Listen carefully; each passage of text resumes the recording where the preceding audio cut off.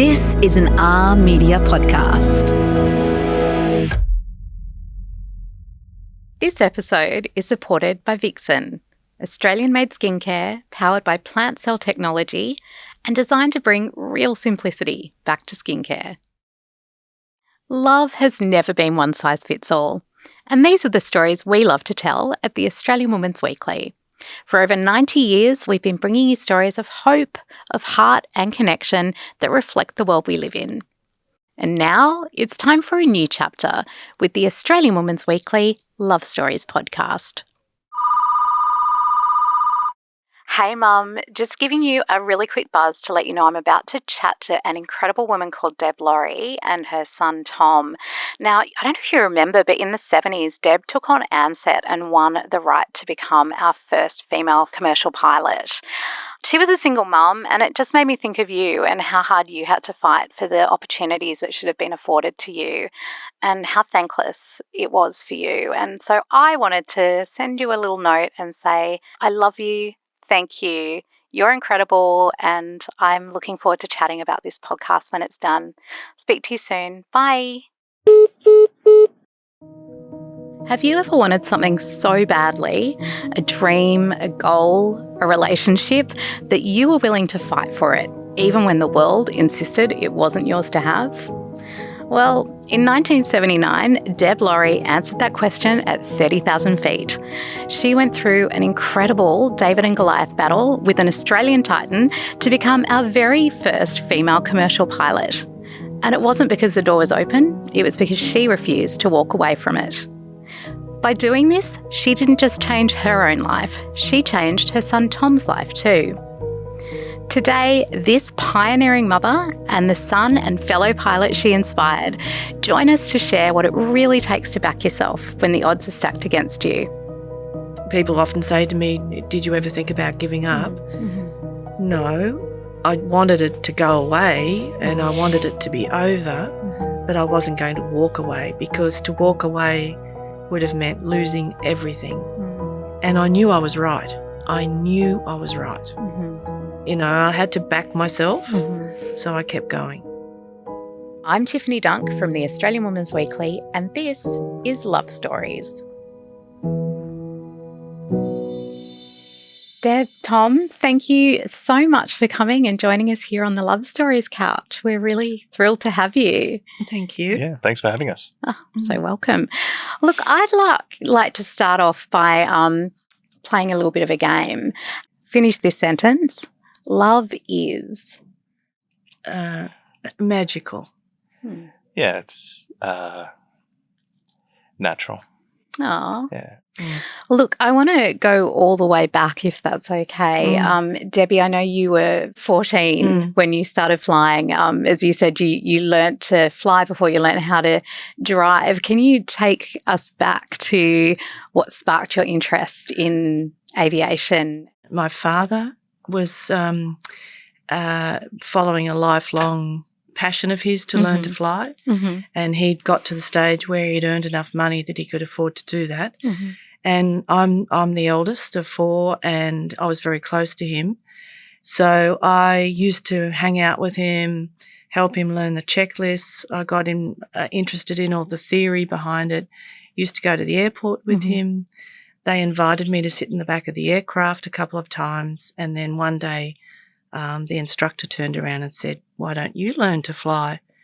And my father said, "What a great idea, and here's 2 lessons for when you turn 16. 16, okay. Because that was the earliest you could. I was about to say 14 did feel very young. Yeah, very young. 14 is when your dad started learning to fly. Okay. Yeah.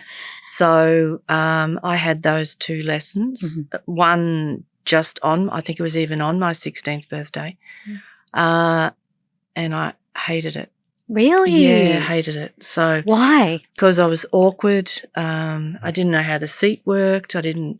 It looked completely different from the back. Like, it looked a lot easier than what it actually was. So the next one I had, was slightly better.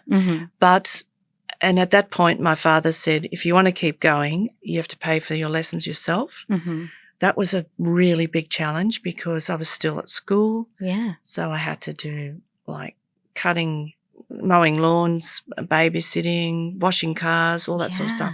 Because was it expensive back then? Was it as expensive Relatively as it is? speaking, I can tell you exactly how much it cost, which would probably shock a lot of people who are listening who know what a flying lesson costs today, which is around about, what, $400? Yeah, it just depends. But the base cost is very high like that. Very high. Back then it was probably $13 an hour. Yeah. That was still a lot, though, for back It is, then. relatively speaking, when you look at it against the basic wage. But so I kept having lessons, and all I wanted to do was go solo, just to prove to my father, I can go solo, I've done it, move on, next. Mm-hmm. When that day happened, I was just completely enraptured with this whole thing, and I just thought, oh, this is me. Yeah. Yeah. So what is it about flying that feels so fantastic?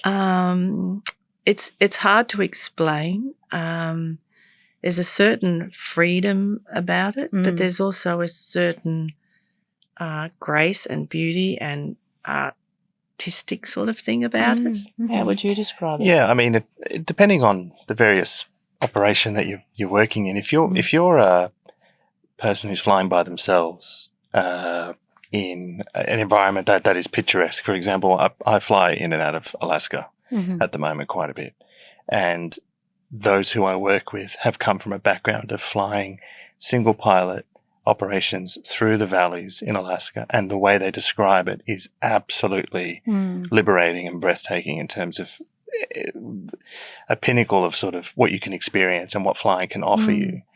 But there's also a real sense of inclusion in being a part of a big operation and being, whilst there are so many people that are involved in having a successful operation, you are absolutely at sort of the pointy end of it. So if you're flying a big jet, that freedom is kind of taken away. Yeah. Mm. But it's supplemented with you are an integral part of a big operation. Yeah. Which is also great. Yeah. And there's an enormous sense of camaraderie when you're flying with a crew. Yeah. That's right, yeah. And you must have the most amazing views in the world, right? Yeah. Well, one of the best views is doing a right-hand turn right over the top of Sydney Harbour Bridge. I bet. I mean, that is just spectacular. Yeah. And then there's operating above the Arctic Circle and seeing all the, All the aurora lights. borealis and then even having an absolute clear picture of Starlink going over you, and just things like that. Yeah. Okay, so going backwards, you're hooked now. You've flown solo. You then start working as a pilot, or no? I was still very young. I was 17 when just before I turned 17, I went solo. Then I started getting hooked on air racing, of all things, because I'm quite competitive. And I got involved with a group called the Australian Women Pilots Association. I was introduced to that organisation, and they had they were into air racing, basically. And I also had the opportunity because to become a professional pilot, you need to accumulate a lot of hours and experience. And my father had a friend who had opal mines in Coober Pedy and Quilpie and Lightning Ridge, and he kind of adopted me as his personal pilot to bring these opals back to Melbourne. Wow. I love opals. That sounds like the best job ever. Yeah, so I would fly in Outback, basically, and bring these opals back to Melbourne, which was one of the ways I got a lot of hours up. And the other way I used to convince all my friends at university that they needed to go on safaris around Australia with me. So we would take an aeroplane, or a couple of aeroplanes actually, and fly right up the centre to Darwin, down the west coast. The following year we did the same thing down the east coast. So I just got my hours up gradually. I got a commercial licence, became a flying instructor, and then I moved towards becoming more of a full-time pilot at Moorabbin Airport. And the next step, of course, was to apply to become an airline pilot. Yes. Now that's where I want to pick up, because I think in your book, it's called Touching the Sky, for anyone who wants to go and grab it at home. You talk about this incredible fight, and I think it's really hard to, in a modern day world, to realise how different things were in that late 70s.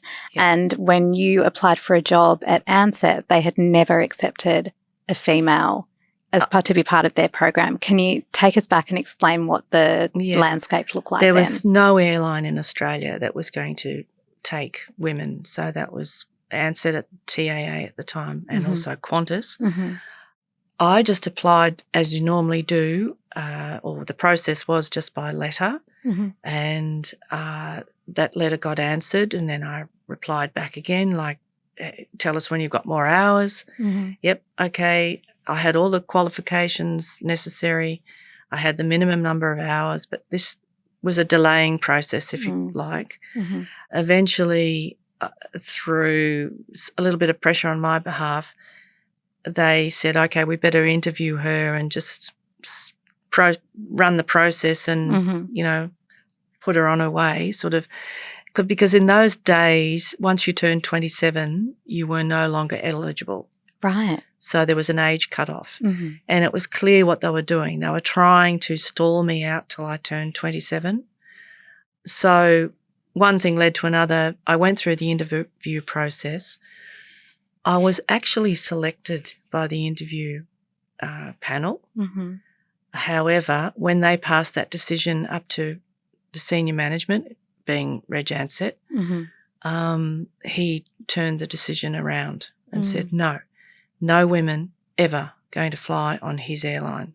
And what were the reasons behind that? Oh, there was lots of reasons. There was he maintained women weren't strong enough. They panicked once a month. They were going to melt down and panic. Hormones. All sorts of stuff. They were going to have too many babies and cost a lot of money. And when each time they came up with an excuse that was knocked on the head, they came up with another one. So they just kept pulling things from nowhere, basically, trying. Yeah. And at this stage, so we're talking 1978, 1979. Correct. The Equal Opportunity Act, Employment Act existed, correct? It was just new. Right. In Victoria. So the states were getting them gradually. I think South Australia and Tasmania already had it. Right. Victoria got it in 1978. And so the Commissioner for Equal Opportunity, the first one, who was Faye Miles, when all of this, when I was ultimately rejected, I went to see Faye Miles and spoke with her, and it was very difficult to explain to her why I thought I'd been discriminated against, because I didn't actually have any proof. It wasn't until she actually rang Reg Ansett herself and had a conversation with him that she determined, or she didn't have to think too hard. It was painfully obvious that, there was a discrimination. Yeah. So you went to war. Went to war with Reg Ansett, yeah. Oh, I love that. And it really gripped the whole nation as well, didn't it? Because, women really got on board your cause, but so did some men too, right? Yeah, they did. Yeah. How did that feel? Oh, well, I mean, the press got on my side early on, and it was on the news every night on TV and newspapers and all that sort of stuff. There were, pros, people for it and people against it, of course. But I think everyone could see the writing on the wall that Australia needed to move forward in this area. So there were a lot of men who came out in support as well, and that was very uplifting, I have to say. And there were people boycotting. Yes, at that time, women were the secretaries of their bosses, and when their bosses had to fly anywhere, the secretary made the bookings. Yeah, and those women had a lot of power because they actually boycotted Ansett. Yes, and put their bosses on TAA, which was hysterical. Yeah, and Mike Willisey program, they did an interview segment one day at Melbourne Airport, asking people why they were flying on TAA, which was the opposition airline. And all of them were sort of coming out in one way or another saying, oh, it's the Deborah Wardley Ansett thing, So Amazing. it was quite pronounced. Yeah. Coming up after the break, a sobering reminder of the reality of equal rights in the 1970s and what happened when one woman chose to tackle that head on. See you soon. Confession time, guys. I'm really lazy when it comes to my skincare routine. To be honest, I'm lucky if I remember to wash my face at night and don't even go into applying all those different steps of toners, serums, creams, all the different things. It's why Vixen's all-in-one moisturiser was such a game changer for me when I came across it last year. Just one step, done. But I found a new secret weapon and it's become just as easy to add into my lazy girl routine. Vixen's Shake to Activate Super Vita Serum is lightweight, it smells divine, and it's really good for hydration. And I've got super dry skin, so that's been really great for me. All you need to do is just shake the bottle, apply a couple of drops to your face, and then whack on that moisturiser. And literally, what could be simpler than that? I'll let you in on another secret. If you go to vixen.com.au to purchase now, just add in the code LOVESTORIES, that's Love Stories, all one word, at checkout, and you'll get an extra 30% off. You're welcome.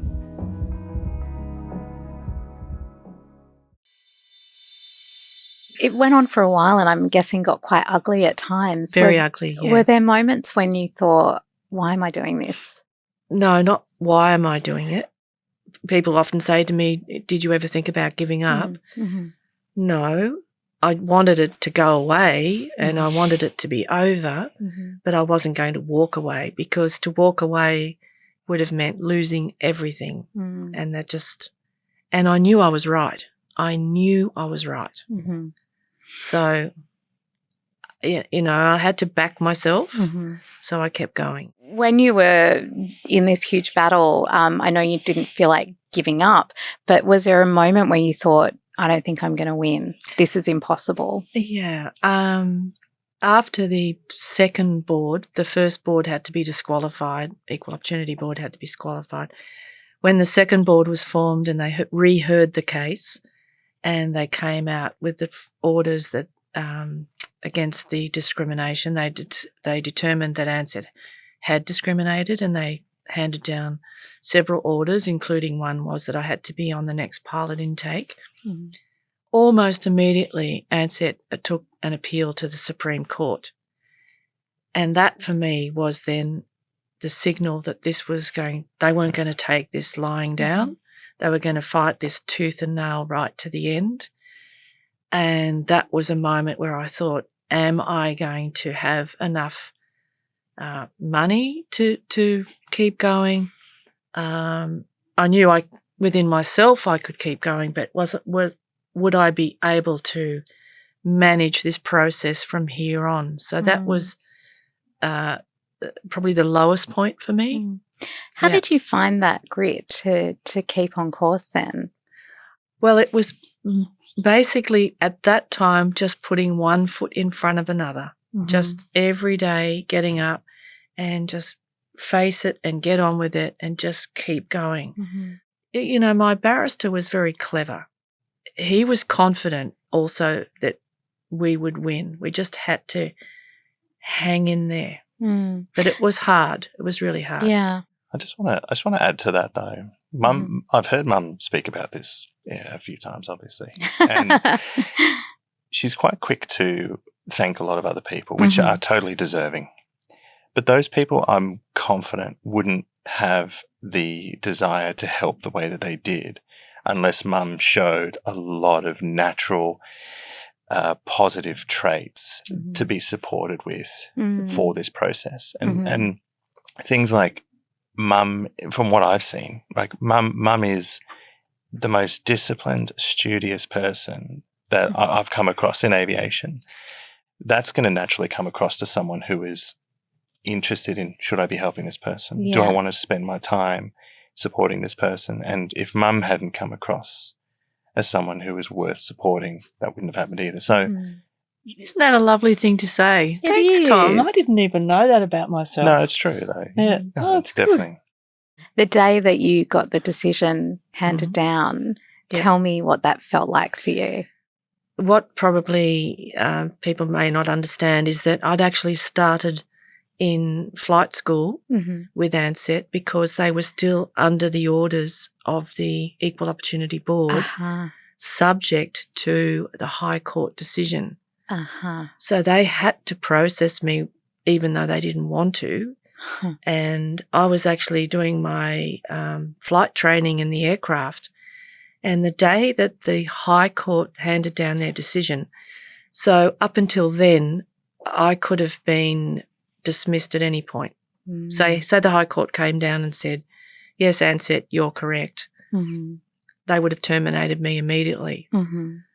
So I was under that cloud the whole time I was training. So the day I did my flight test, which is the last test you do before you're released to be a fully fledged co-pilot, was exactly the same day the High Court decision was handed down. Oh, gosh. So when I came off the aircraft, I was worried about had I passed this test or not.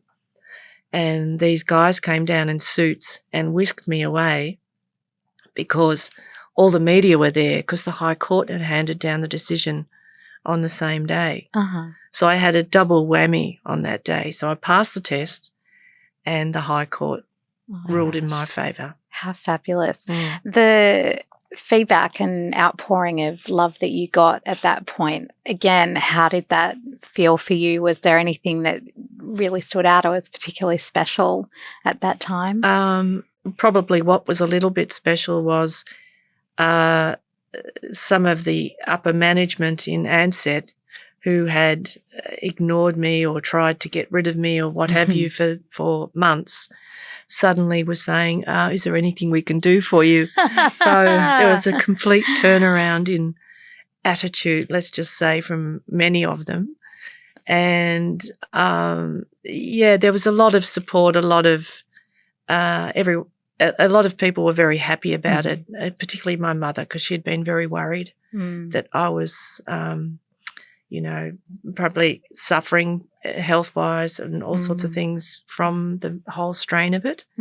But, when it was over, it was over. It was a great feeling. How wonderful.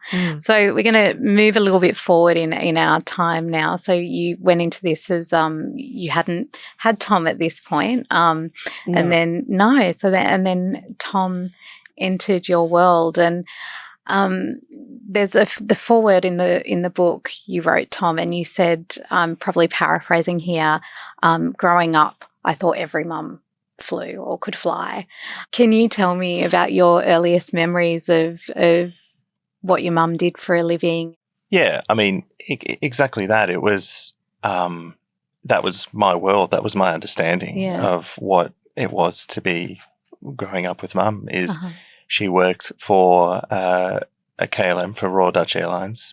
That's sort of my earliest memories when I was around 4 or 5, about that period. And mum had already well and truly established herself in that airline, and that was the everyday event. So again, true to what I said, which is my normal was for her to go to work, fly around Europe, and then be back for the afternoon, for the evening. And then that was standard. That was normal. He did get upset when I went away, but Tom would say, "Oh, Mum, can you stay home?" and all this, normal kid stuff. Yeah. And I said, and of course I said, well, I've got to go to work because I earn money and buy you toys and things like that. Yeah. Very important, by the way. And Tom came up. There's a supermarket chain in Holland called Albert Heijn. And Tom came up with a great suggestion. He said, you can work in Albert Heijn.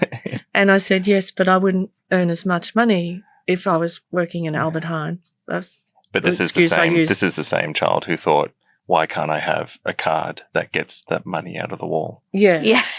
But then he said to me, but I've seen they have a lot of money there, because he'd seen the tills. Yeah, exactly. So, oh God, But then I also, whilst I realised whilst there wasn't ever really a moment where I could anchor where I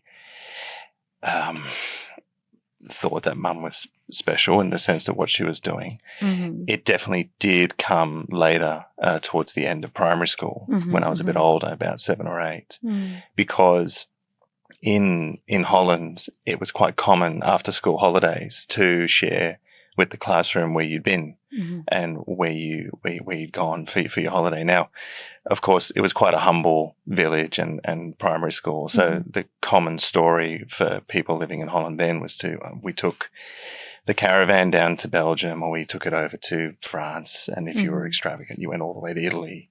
But it was basically just these sort of weekend trips away, or, to camper van parks and stuff like that. And this is obviously before 9/11, and I just didn't realise how privileged I was to have access to this. But my narrative in those get-togethers after the school holidays was, well, I went to Washington, I went to Beijing, and that's normal because that's what I had access to. Wow. So it was sort of then that I started to realise, well, hold on, Mum's doing something pretty special here. Yeah. Because I think, your job obviously did necessitate a lot of travel, and I'm guessing because you're a single mum at this point too, that must have put a lot of guilt. Yeah, I had au pairs, which are the best invention ever. Yeah, I have to say. So they made my life a lot easier in the sense that I knew that Tom was being looked after well, and a whole lot of other things that they were doing for me as well. But when Tom got a little bit older, occasionally I would take him away on trips with me, including overnights. That was phenomenal, yeah. And the cabin crew loved him. Yeah. So they spoiled him rotten on these overnights, didn't they? Well, and this is the thing too. So whilst I was so fortunate to have access to the flight deck and jump seat with Mum to sit with her during the flight, again, just to reiterate the fact that it was such a norm for me, I wanted to go back and hang out with the flight attendants and do the trolley service because they were spoiling me rotten. Yeah, of course. You were having your business class meal. Oh, this is it. Love that. So, it's just something that was taken, not for granted, but it was just the norm. Yeah. I remember one time he came on, he was travelling with his father at that point. He would have only been like 4, maybe. And he was eating a ham and cheese roll thing, and he comes up and he comes straight into the cockpit. Where can I put this, Mum? It was like as if he owned that space, I'm going, oh, okay. So actually flying was the easy side of it. Yeah. Managing him, completely different. Wow, what a story. Next, the important lessons we can learn from our mums and how to power up your self-belief. I'll see you after the break. A warm hello to our new listeners. I'm Sophie, editor of the Australian Women's Weekly, and we're so happy you're joining us on this new chapter. For over 90 years, the Australian Women's Weekly has been a trusted home of real love stories, the kind that are messy and funny and quietly miraculous, just like real life, and just what we all need right now. Now, with the Australian Women's Weekly Love Stories, we're wrapping those stories around you in lots of new ways.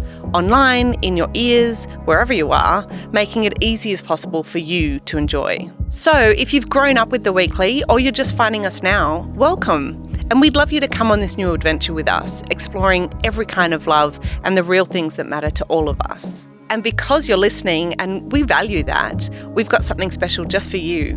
A discounted subscription to the Australian Women's Weekly so you can dive even deeper into the stories you're liking. Just head to womensweekly.com.au to find out more. And thank you so much for being part of our Love Stories family. Now back to the chat. When we're growing up, when we're kids, it's like, your dad could be, I don't know, Brad Pitt, or that's probably a terrible example, but, they could be doing the coolest thing in the world, but because it was your parent, you're like, oh. Yeah. Well, I could write a whole book on travelling with Tom alone. What age were you? You've mentioned you realised what age you were when you realised that you had a privileged existence to be able to go on all of this flying. But what age were you when it clicked? Like, I think I want to do this too. Yeah, and look, there was a point. There were two real distinct moments of one, that's the gravity of what I was exposed to and what I was privileged to experience, and then the opportunity to actually go into the profession myself. So I was flying over. Well, I was having breakfast or dinner. Okay, it was a meal. It was on the jump seat. That's right. It was on the jump seat. Sorry, and the jump seat is the flight deck. Okay, it's the seat behind the pilots. Yeah, and I was having this meal, dinner, and Mum pointed out to me. She said, "It's Baghdad down there. We're flying over Iraq at the moment," and this was after 9/11, wasn't it? This was during Saddam Hussein's. Oh, that's right. Yeah, that's what it was. Yeah, okay. Because I remembered the significance of where we were. So the Americans were in command of the airspace at that point in time. So it sort of just, again, it just hit me that we're actually traversing great distances here, and we're over some amazing places that on the news seem foreign and seem distant. And previous to that, whilst I knew there was a view and you could look down and see landscape, I knew that existed, obviously. But for me, it was a departure and arrival point, and when you were just going to the destination. But then there was just that understanding of we're traversing across the entire world here, and it made it very small all of a sudden. And that was something that I wanted to. It just put it into perspective. Yeah, he put his knife and fork down. Yeah. Which was a big deal, right? And because the realisation that Baghdad, which was in the news the whole time, was down there, the lights were shining, and you could see them, couldn't you? Well, that's it, yeah. And he said, actually, Mum, your job's pretty cool. Yeah, pretty cool, yeah.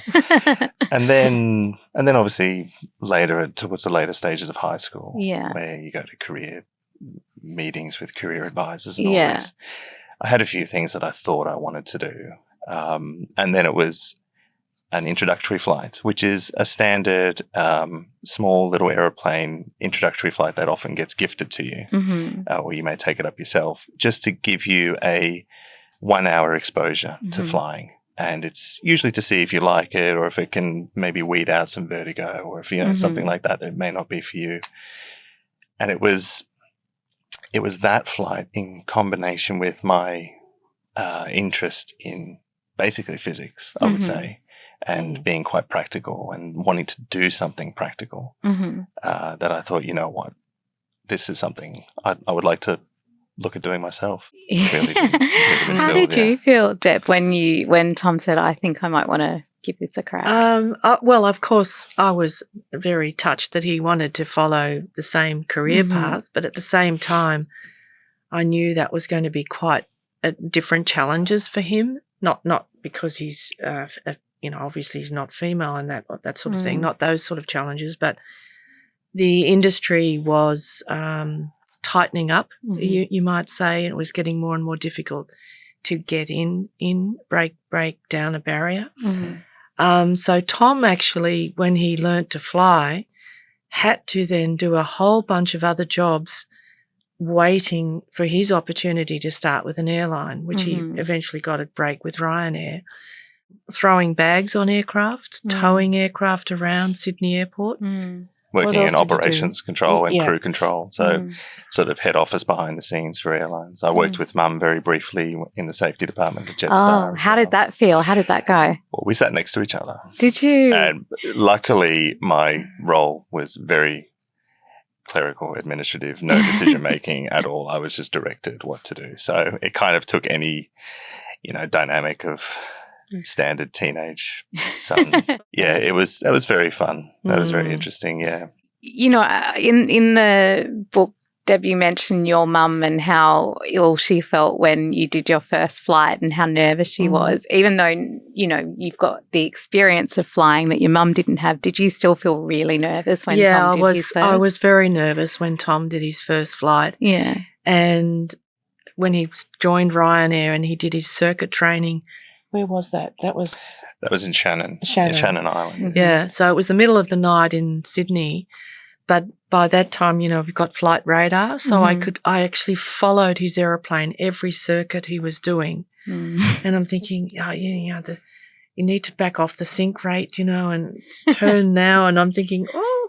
So I was really anxious for him to do well. Of course he did.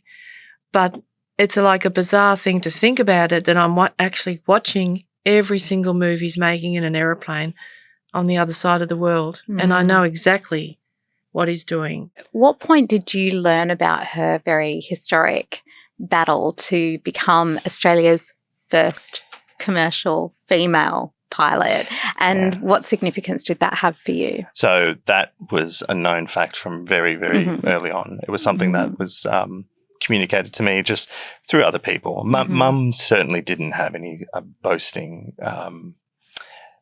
relationship with me about it. She never brought it up with me as a point of anything. It was other people who were addressing that to me and the significance of it. So I knew pretty early on what it meant, and it was just always a foundational underlying element of being proud. It's just, there's no other real way to put it. It's the significance of it only grew as my maturity grew and my world experience grew as well within the industry. There was the hard facts of like, that must have been hard, to, my goodness, I don't know if I could do that. And having a real understanding of what that would look like for me if I had to face the same challenge. And do you think as well, now that you have a daughter yourself, that significance has grown? Yeah, definitely. I've always been quite conscious of women's rights within any sort of industry, gender equality, equal pay. It's never something that has even crossed my mind. It's not even something that's been a conversation of contention against it. Because for me, it's just been, well, women can do this. So I didn't think anything different. But I still think as well that it's important to highlight, despite the fact that it's so standardized now in the industry, it had to come from somewhere. And that happens to be someone who's sitting next to me. So, But it obviously has a huge impact on Hannah's future. She's 3 now? Nearly 4. Oh, 4 wow. next week, What another beautiful adventure then you're having as a grandma. Yeah, well, I took her with me the other day. I had to, as a passenger with her. And as the aeroplane was taking off, she sort of roars out this like, wow, here we go. Like, oh, goodness. She's very well travelled. Very well travelled. And the turbulence, it got quite turbulent during that flight, and she thought that was hysterical. She's laughing her head off. Going back to turbulence, I am sure that you've both had some pretty hairy moments in the cockpit as well as those magical moments of flying. Can you talk to me about what some of those moments were? I had a bomb threat in my first week after upgrading. So I was sitting on the ground in Barcelona and I had the military police come on board, and it's one of those moments where you go like, oh, this is an issue. Oh, we'll get the captain. And you're like, oh, wait, it's me. Oh, it's me. Oh, like, no. I hate it when you realise you're the one in charge. Exactly. But again, it's just one of those things that you deal with, you train for, but you do have those moments where you're just like, my goodness, like, am I really up to this? And of course, it comes through. But What about you, Deb? I've got a whole chapter in the book basically about a whole bunch of things that happened to me throughout my career. I've got my top 10. Things like a very bad icing when the engines were icing up going across the North Sea from Amsterdam to Stavanger. And I honestly thought there was something wrong with the aeroplane, but we couldn't understand what was wrong with it because the system wasn't presenting any errors or faults. Now that eventually resolved itself because that aeroplane descended to an altitude where that ice eventually melted out of the engines. But it was a very, very, very scary period of time where I really thought actually we weren't going to get back. Wow. What goes through your mind? What went through my mind? A lot of things. You basically see your whole life in front of you. But the last thing that went through my mind was because Tom was only 4 or 5, or he's in the creche actually. So I said to myself, well, this isn't happening because I have to get back to get him out of the creche. So that's it. This is not happening. Having a great example of a pilot in front of you and by your side, were there any great teachings that your mum gave you as you embarked on your own career? Yeah, of course there are. There's so many. A lot of them, a lot of skills that are taught to fly an aeroplane are very procedural, and so they're not open to interpretation. But there's enough soft skills that are involved that can differentiate you between being a good pilot or a bad pilot by way of the fact that you have to work with other people. So Mum's got a very high level of standards that she expects from people that she works with. But then at the same time, the support for the crew is pretty much infinite, in the sense that she will support them. And I've seen this in practice as well, where you have to support the crew and you have to be a team. You are not a dictator in that position. You're a team member, and you do have a certain element of responsibility, of course, but that is shared amongst everyone, and you empower other people as well to do their roles correctly so that the entire operation is run smoothly. Yeah.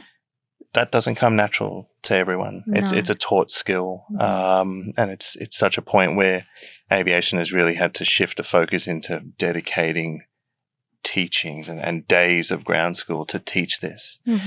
It's something that has come quite naturally to me because I know Mum embodies that, and so and that's a soft skill that's run every day growing up. It's not something that you just pick up in a classroom, I think. Yeah. And that's nice. Yeah. I love that. I think it's, taking your ego out of it, because at the end of the day, we can't do anything in life without the support of the people around us. That's right. And having gratitude for that, I think, is really important.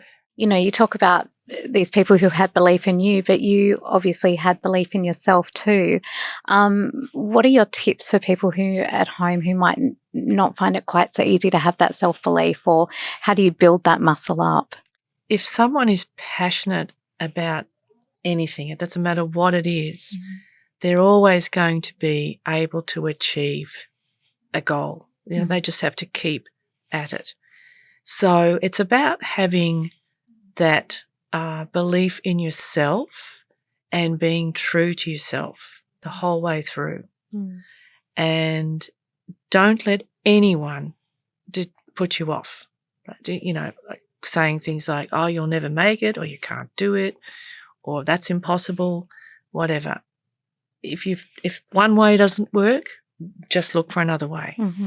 But there's got to be that underlining burn or passion for it in the first place. If that's not there, I mean, I've seen guys come into this industry that go, yeah, I'll give this a crack. They're never going to make it. It's a real hard work beats talent kind of mentality. I mean, don't get me wrong, you need to have certain attributes to be able to achieve what you want to achieve, no matter where it is. You know, you need to have the underlying prerequisites and qualifications, but so much can be done just through persistence. I think that's a really great point. You know, you need to have the passion for it, otherwise you know, you're not going to have the stomach to see it out, or you know, when things come to us so too easily sometimes as well, we don't appreciate them as much. And I think also what's important is a good support network around you. I mean, if you've got a family, I was very, very lucky growing up that I had a mother and father who were very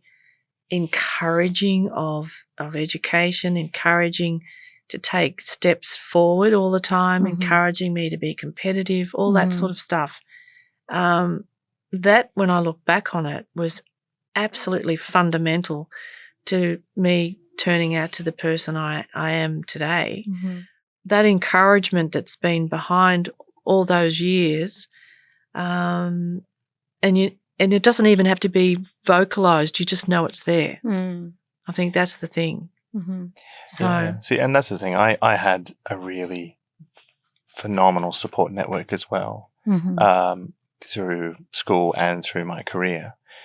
But I know that not everyone has that opportunity. Not everyone has that, and that's not easily accessible for everyone. And again, it's it's not to be underestimated how important it is, and it doesn't have to take form in a parent role. It can the support can come from peers who are just a couple of steps ahead of you, or people who are at the end of their career who could give advice on what they would like to have done differently, or even just any sort of mentorship. Luckily, obviously, we live in a world where we're very connected, so that is easier to get access to. But doing things on your own is usually the harder way of doing it. Yeah, but yeah, it's important to get that support, that community support, I think. Yeah. What you want to do. What advice do each of you wish you had maybe had at the start of your journey that you would now, you wish you'd had it then, or it would have made life easier, or maybe that you pass on now yourselves? Probably if I had have had the advice that the case was going to be as long and drawn out and everything, I may not have gone forward. So it's I'm going to twist that around. Sometimes you're better off not knowing what's ahead. True. And just go for it, right? Instead of like, oh, well, that's going to happen and that's going to happen, and, you want to be careful you do this and not that and all that sort of stuff. Yeah. Sometimes it's maybe better off not even knowing that. Yeah. Because I was told, this could get very ugly. Yes, it did. I thought it would only be going for a week. Had I known how long it was going to be, maybe I might have been a bit less inclined to even start. Yeah. So does that make sense? Sort of twisting that around? 100% does, yes. Yeah. I think that's a great insight. Absolutely. Yeah, I'll say industry specific for me is that it's not too late. You're not too old to do it. Yeah, true. There was a time when there was an age limit, which Mum spoke about, but that doesn't really count anymore. So we had guys coming through in their 40s who were just starting, and they had other jobs to support the finances to get into the industry, into flying, because it's expensive. And a lot of people dismiss themselves in their 30s going, no, I've missed the boat. I can't do it. I mean, I'm in my 30s. I don't want to consider myself having missed any boat, I hope, for anything that I'd like to do, if anything. Well, look, Deb, Tom, thank you so much for joining us. It's been such a pleasure. It's been lovely. Thank you. I learned a bit about myself, which is great. Didn't you just love that chat? The pride that Tom takes in his mum's achievements and how much Deb has inspired him, not just in his career, but throughout his life, was so beautiful to see. What a really gorgeous mother and son relationship. Now, what I've really taken away from this episode today too is that love is worth fighting for, and so are your dreams. It's really never too late to give things a crack and try something new. Just as long as you've got the passion and the persistence, the world truly can be your oyster. I'd love to know what resonated with you this episode, so write to us, rate, review, let us know. And you can jump into our show notes or head to womensweekly.com.au to learn more. Thank you so much for listening, and I hope to see you again next week. This episode is supported by Vixen, Australian-made skincare powered by plant cell technology and designed to bring real simplicity back to skincare. This is an R Media podcast.